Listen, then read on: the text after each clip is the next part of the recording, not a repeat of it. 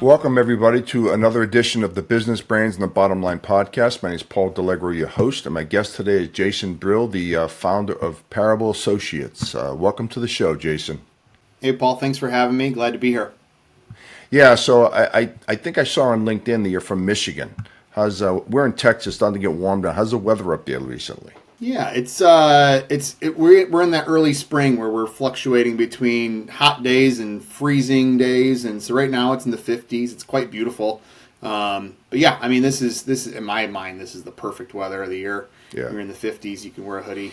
Yeah, well, I'm used to a little bit of that weather. I'm from the New England area and from just outside of Boston, so I'm used to that long, hard winters and the spring. And like I said, one day being 60, the other day being 30.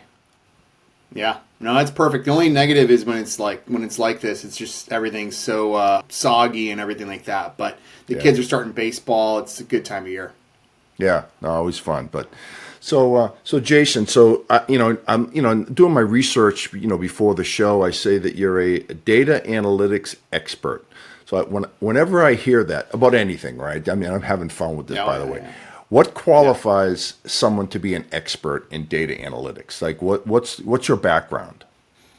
Yeah, well, it's to be an expert, I think there's that rule of you got to do it for 100 hours, for 100 years, or whatever it is, and honestly, like that's been my career. Is I started off in consulting where I was like the data Excel guru person.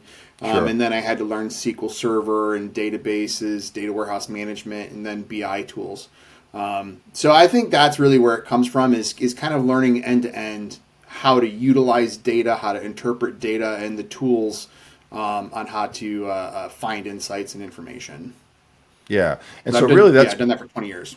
Yeah, so that I guess that qualifies you. You're definitely more qualified than me, that I can tell you. Yeah. So, yeah, I don't know that I was qualified to start a business out of it, but I figured that part out over time. So yeah, it's been a long time in data.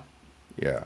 So obviously in this day and age, I mean, everyone talks about data analytics, AI, how that can help your business, how you can monetize that, and that's really what you do, right? I mean, you help companies kind of with their data, to lack of a kind of better term.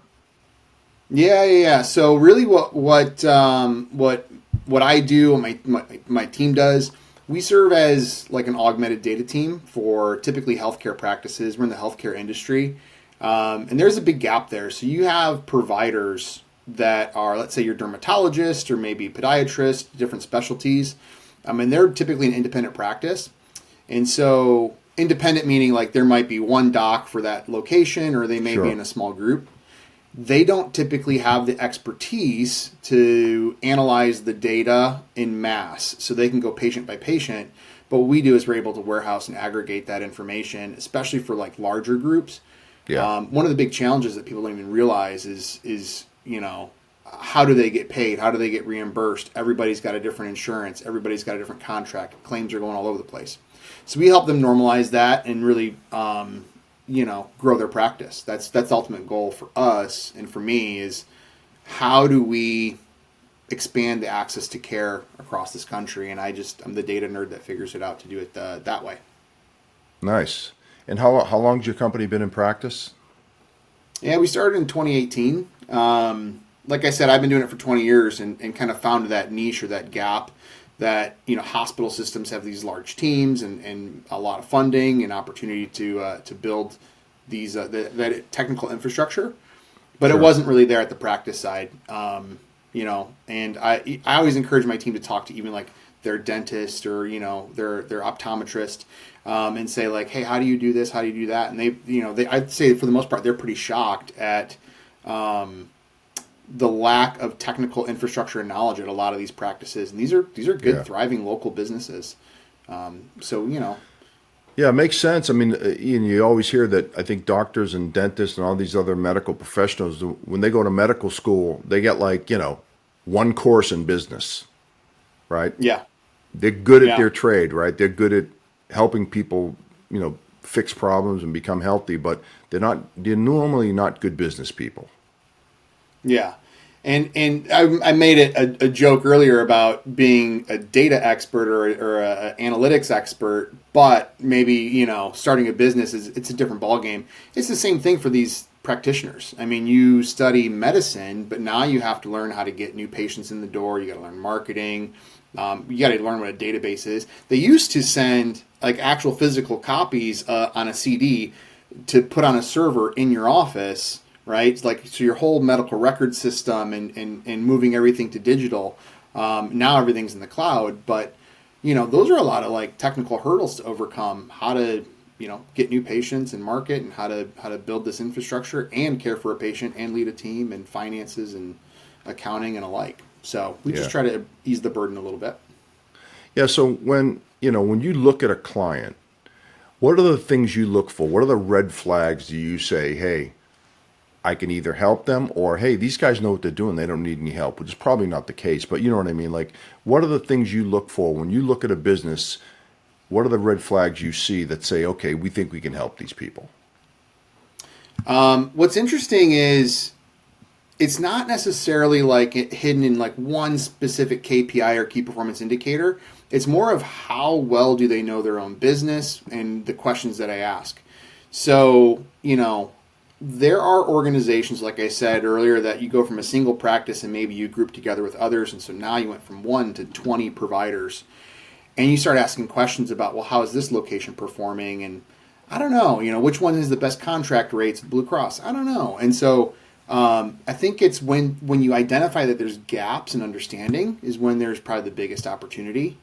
The other part is, we can look at the KPIs. We can look at things like how fast they're getting reimbursed, and there's a whole concept called denial rates. So we can look at some of the KPIs and say like, hey, they're really ripe for some insights and opportunities. So typically what I found in a lot of these practices is they're built from really, really sharp people. I mean, super, super smart problem solvers, connect the dots, but they just don't have the data at their fingertips. And so as soon as you start opening up dashboards and different reports and providing that information, all of a sudden they're solving problems so much faster. But yeah, I mean, it's usually the lack of understanding or lack of, comprehension in their business. Yeah, and that's a great point. Like you said, they're all smart people, but it's not having the tools in place to kind of understand their data, right, and how to grow the business. Yeah. Yeah, I mean, there's a lot of analogies and a lot of common phrases, but if you can measure it, you can manage it is one that's thrown around quite a bit, but it's very true. I always use the analogy of if you're driving a car and you don't have the gauges up, do you know how fast you're going? Do you know how close you are to empty, right? And so by just putting those visuals in front of people, it makes it so much clearer. Again, problem solvers. As soon as they see it, they immediately know what to prioritize. That's another thing, too, is what's your top priority this year? If you ask that simple question and they're like, I don't know, or they're kind of stumbling through it, it's a good indication that they just don't have the data in front of them, because it should be much more clear than that. Yeah. Yeah, that makes sense. So when you go in with, meet with potential customers, do you have like a bag of tools, like programs and applications that you can walk in and kind of plug in, gather some data, and at least show them like, look, this is where we can help? Yeah. So a little history on that, because I think it's important. And if anybody listening to this is like in business or starting a business or trying to grow and scale, this was a trigger point for me. In 2023, we started that bag of tools. In 2023, we created things we call accelerators. And those accelerators are really tools where if you have a certain medical record technology, so if you go to a dermatologist, they probably have ModMed. It's very common. And so if you have that tool, we can help you get it into a warehouse really rapidly. And then we have standard dashboards using Power BI or Tableau. We can get those tools stood up really quickly. So yes, and honestly, the administration of those tools and the implementation of those tools and having a process, that's really triggered my business to grow exponentially. So anytime you're doing something, yes, we have standard tools, we have processes, we have templates, things that you can get started really quickly. Yeah, and you're not recreating the wheel. You're using a lot of tools that are out there, right? Yeah, so we don't do any custom dev in terms of like raw coding. We're implementing the best tools in the market, and so those are the ones that I mentioned: Fabric, Power BI, Tableau. Most of the market we see right now is going to the Microsoft stack with Power BI. That is the most Yeah. interest that we're getting. Some Snowflake, some Databricks is coming in, but it's mostly that Microsoft stack. But like I said, I mean, what we do is we have that template, and then we start to build custom. So we really get to know the client, and then we start to take that template and deviate one direction or another. So at the end of the day, it's fully client branded to their practice and so on. Nice. So are you a reseller for Microsoft, or you just make recommendations?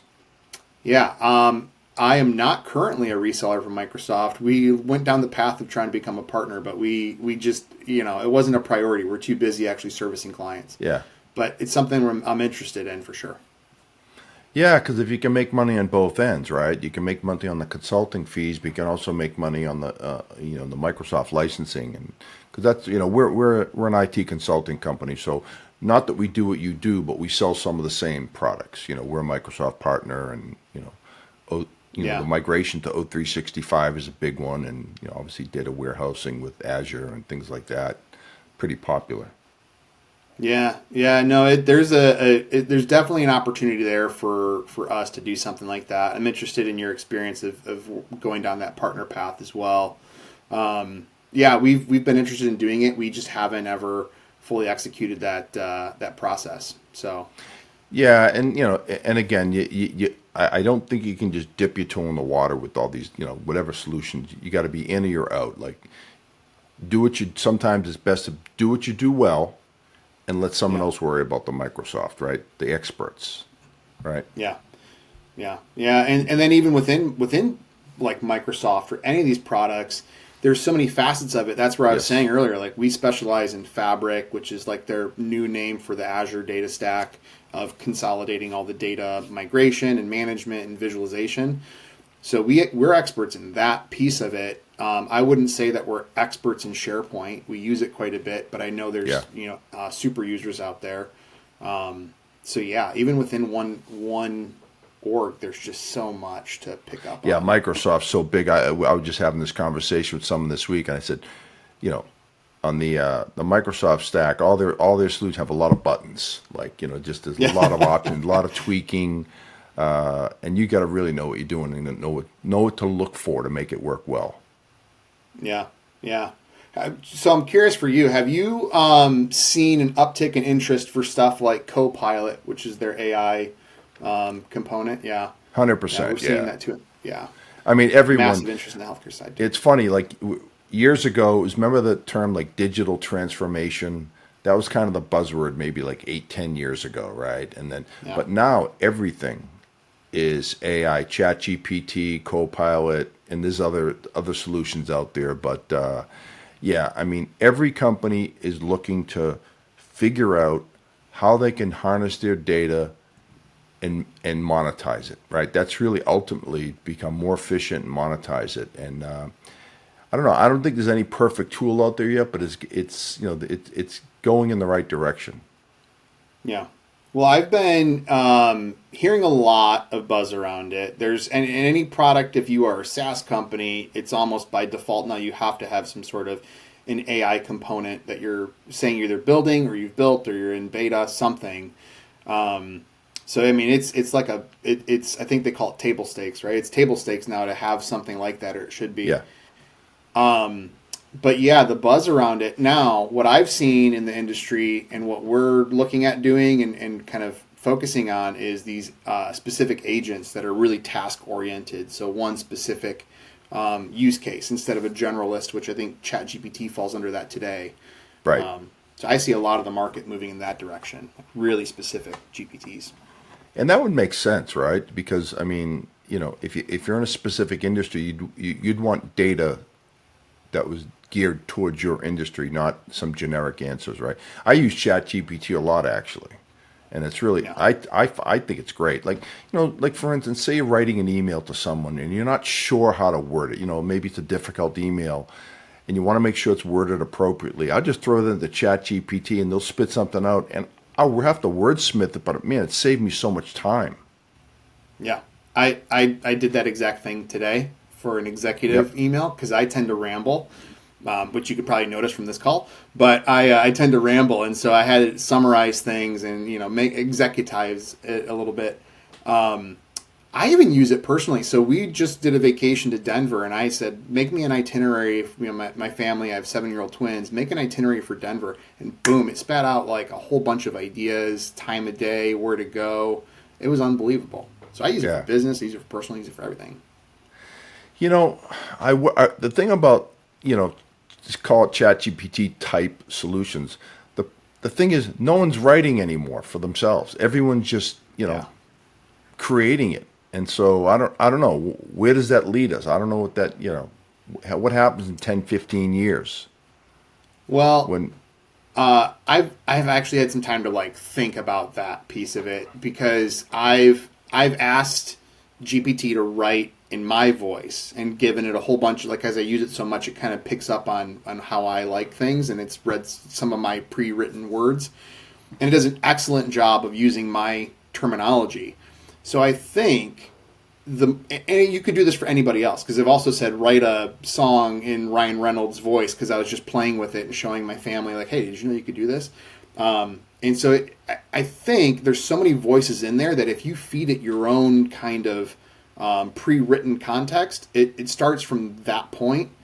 So I don't know that I'm sold on the idea that you're going to lose uniqueness yet. yeah, I don't think that's a gonna great way to happen. put it, actually.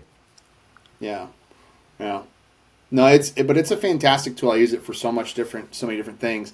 But I will tell you this too, for anybody that's like, I don't know, I haven't adopted the AI or the GPTs or whatever brand it is that you're using of it. I heard this great quote, which was, AI is not going to replace jobs and positions.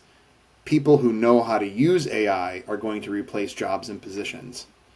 So it's the Yeah. people that are just you're accelerated, you're more articulate, you're more thoughtful when you are using these tools at your disposal. Yeah. And if you don't, you're going to get left behind, right? Yeah. Yeah, I mean, absolutely. Yeah, absolutely. There's I mean, we're seeing it already. I mean, I'll just transparently there's roles that probably copywriters and things like that for blogs that we're already seeing being impacted by this because you can really easily take a transcript from a call like this and then turn it into a blog or at least make it so easy that you can scale it. Now you can do, if you're a marketing agency, you can do 10 different blogs with one person where it used to be 10 different people each writing their own. yeah. So yeah, the efficiency. Yeah, I mean, you see a lot of industries are up and like some, for instance, in Hollywood, all the writers are kind of worried that they're going to be replaced by artificial intelligence. Yeah, yeah, yeah, and I would say, there's probably some legitimate concern about that. Again, not necessarily replaced by AI, but what used to be a writer's room and a team of 10 people might be 1, 2, or 3 bouncing stuff off each other. So I think there's just those efficiencies that are gained more than anything. So yeah. I actually just watched something. I didn't know this. I watched something with Rob Lowe and an interview on a podcast, and apparently his game show is recorded in Ireland because of all the taxes and things like that in California, and the unions and their salary scales, and it's just cheaper to literally fly contestants to Ireland and produce stuff. So I think that all of those pressures, not just the AI, I think all of those pressures combined, taxes and financials and so on, make it appealing to say, well, how do we make this the most efficient process possible? Interesting. I did not know that. Yeah, yeah, yeah. Well, that's Instagram for you. It gives you those little reels. Yeah. No, I hear you. So as you're going about your day, what do you think are the biggest mistakes companies make when you go in and see people? What are the common errors you see? You know, when you say biggest is there's Or the most there's common. so Take many. the big. Yeah. Yeah, I think either way you look at it, a lot of it is lack of utilization of the information you have. So lack of really utilizing data in a strong way. Obviously, I'm a data background, so I'm kind of if you have a hammer, everything's a nail. Yeah. But we've spent so many years accumulating data and information. There's so many like studies and research and charts and graphs that show year over year we're just amassing so much information, and yet people don't know what direction to go. And it's no different. So I'll just take it to the healthcare sector and the hospital side. So if you have thousands of patients in your local community, but you don't know what the most common diagnoses are other than gut feel, obviously that's lack of utilizing your data and information. And then from like we call it revenue cycle, but the billing and the collections part of it, there are actual logs of user information. So every time I enter a payment from a patient or an insurance company or an adjustment or a charge, all that's logged. And yet people are saying, I don't know who's performing well. I don't know who's doing the most volume. I don't understand which are my top performers. And all that information's there. So I think it's people are amassing information even from their Google Analytics and their website, like the traffic they're getting. So they're amassing information, but they're not utilizing it to make decisions. And so, it's kind of like you're stuffing stuff away or stuffing pennies away for a rainy day that you have no plan for how you're going to use it, right? So yeah, people are just missing out on the opportunity that is monetizing their own data and information. Yeah. So do you get involved with like operations and process automation, things like that with companies, or is that something outside of your realm? No, we do all that as well. I would say so again, to anybody who's in business and thinking about this, starting their own or growing their own, what we did and what I did that I had a ton of success with is I started as a consultant, practice operations, and so I could get really in the weeds on front desk. I did job shadowing at the front desk at registration, collecting, billing. Sure. I've sat in during clinical care. So really understanding that whole journey and workflow for everybody in that practice. And I now use the data and problem solve and say, okay, I saw this inefficiency or this opportunity, and now I can quantify it. Now I know a lot of details of it. So I get into all of that. As far as automation, yes. So we do implement robotic process automation or RPA. Typically it's Power Automate. We've also worked with UiPath. So Okay. a couple different tools out there. There's so many more, but those are some of my personal favorites that we've worked with. And so what those are is anything that is a routine that somebody, hey, we open an email and respond this way, or a patient, sends in an information request and then we want to schedule them. So we send this email. All of that can be automated very easily to way more complex stuff where it can actually read, scan documents, Sure. and then take that data and enter it into a different, database or information. So we do process automation. We do all that stuff because we niche down. We understand healthcare. I built the business, and so I kind of name, image, and likeness of myself. So I wanted us to really understand the operations deeply. That helps in the marketing and sales process as well. It's rare that I'm able to, and I'm not trying to toot my own horn. It's rare that I talk to a practice and we don't relate on some level, even though I'm not a practice owner, because I really know the healthcare industry that well, and I can kind of ask them the right questions and have the right conversations with them. Yeah, you're raising a great point because we sell into the healthcare industry as well, and that's kind of specific. They have their own terminologies and their own ways of doing things, and you really, like you said, to build that synergy, you really got to speak their language, right? Yeah.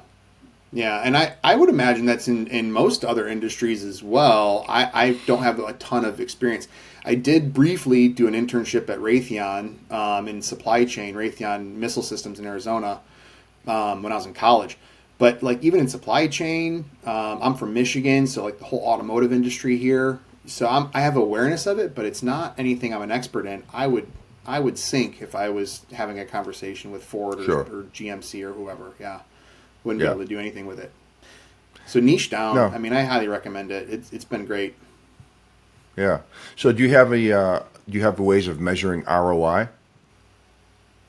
Yeah, we do. Now, because I said we have accelerators and then those accelerators then deviate to their own custom, it depends on the client and the projects. But we do. What we look at is any ROI for time saved. Now we're talking like RPA, how many FTEs did it take to do this job or function, or was it not being done at all, and so you did cost avoidance, right? So that's more of a time function. Sure. Yep. But then we do other things because we're actually analyzing the data from an operator's lens. And so we're looking at how many claims got paid that, as a percent of the total claims submitted that didn't get paid, compared to baseline. So, hey, we were at a 92% net revenue and now we're at 98, right? So Right. in healthcare, you're always going to have some patients that never pay their bills. So Yep. if that's why there's a gap. So if we're able to provide the insights and analytics to see that information, but everybody's ROI is a little different. I would say that's probably one of our biggest challenges is we don't have the blanket ROI statement. Everybody's unique in how we would capture it and calculate it. I would think, when you first go into a business that's been doing it a certain way for a certain time, you're probably going to face some resistance up front, I would think. Just knowing human nature like I do. What are your thoughts on that? The resistance is actually in the sales process and the skepticism that we'll be able to do what we say we can do with data. Most of the organizations that we meet with are larger, and so they see the value in having data at their fingertips. So like one of the things that I often say is there's a cost to not knowing. So whatever your question is, if you don't have an answer to it, there is an inherent cost of lost opportunity. Sure. So I think most of them recognize that like if they knew one, more answer, had the data to support it, where patients are coming from, the zip codes, what zip codes they need to market in more to bring new patients in, whatever the data is that they're missing, if they had it, they could solve for it. But I think there's a belief that if the host system itself, meaning the medical record system or their practice management software, if it can't produce the insights, then how can this agency come in and do this magic stuff with data? Yeah. But the proof's in the pudding, right? So like the proof is we do that in the first 30, 60, 90 days. So again, having quick implementation is critical. I would say again, in 2018 through 23, when everything was custom, it took longer to implement. And so to see Sure. that value and get that buy-in took a little longer. So just another tidbit for those that are like, hey, you got to have a quick implementation. You got to get quick to the ROI. You got to show some immediate value. Yeah. Well, it's human nature, right, Jason? I mean, people want to see results immediately, right? In the culture that we live in today, there's no long-term, range plans here. It's like I want to see results tomorrow. Yeah, we're in a reels economy now, so everything's got to be really, really fast, really rapid. And if you wanna be competitive as a business person, you got to be able to produce that experience. Yeah. Yeah. No, this was great, Jason. I learned a lot today, and it sounds like you got a good niche. Yeah. And I mean, the healthcare industry is awesome. It's growing rapidly, and it's an industry that you can be passionate and stand behind, And so I for a lot of reasons, I'm very fortunate that I kind of landed or fell into it early in my career. But yeah. Yeah, it's funny. Well, Jason, if someone wanted to get in touch with you, if they see this listen to this podcast, and they say, hey, I want to get in touch with this guy, how would they do that? Yeah, so the best way to get a hold of me is actually on LinkedIn. So if you look up Jason, Jason, Bryll, Bryll, founder of Parable Associates, it's the best way to connect with me. Or you can go to our website, parableassociates.com, and if you do the contact request, it'll get routed right to me. Nice. Very nice. Yeah. Well, Jason, really enjoyed having you on the show. This was a lot of fun. Yeah, one thing about this podcasting thing, I get to meet so many different people. So, guys like yourself who I would have never met if it wasn't for the podcast, learn about different businesses and different people's lives. It's been a great run for me. I'm really enjoying it. Yeah, I've become a listener, and it is a fun podcast. I think you kind of bring a personal side to podcasting in the business world, so it's been good to be a listener. Yeah, well, I try to change it up, right? I try not to have all technology folks on. I've had gangsters on. I've had, I had a cop that got shot in the head and wrote a book, and I've had all different. I try to change it up, right? Because I look at even people in technology like other things other than technology, right? So I try to change it up and keep it fresh. But it gets hard sometimes, right? Finding new topics and new guests are always the lifeblood of this business. Yeah. Yeah, I mean, I'm a big fan of podcasts. I think yours is a special one in the business side, and then all the entrepreneurship stuff. So like all growing a business. I mean, I'm a junkie. I listen to every piece of content I can find. So yeah, I listen to all the Italian mob ones. You'll have to make some recommendations. I don't listen to any mob ones, but maybe I'll start. Yeah, I love all that stuff. I'll tell you, I had a guy on named Bobby Martini he grew up and his father was in the Winter Hill Gang, and he was kind of loosely associated with with Whitey Bulger and all that crew in Boston. Yeah. And I got like 30,000 downloads on that show. I mean, I'm still getting downloads to this day on that show. People love that stuff, So yeah. Well, it's fascinating. I mean, to look over the fence and say like, wow, like that really happened, and that's like how somebody lived. No, it's fascinating. You'll probably get one more. I'm gonna have to go down the past of your podcast and find that one. Yeah, I think that was the first one was episode 11. I forget what the second one was. And I've up to 120, I think, episodes out there. So it's been fun. I'm really enjoying it. Yeah.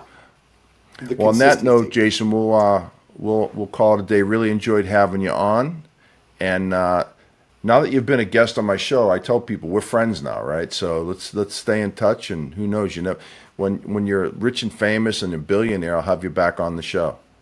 That sounds good.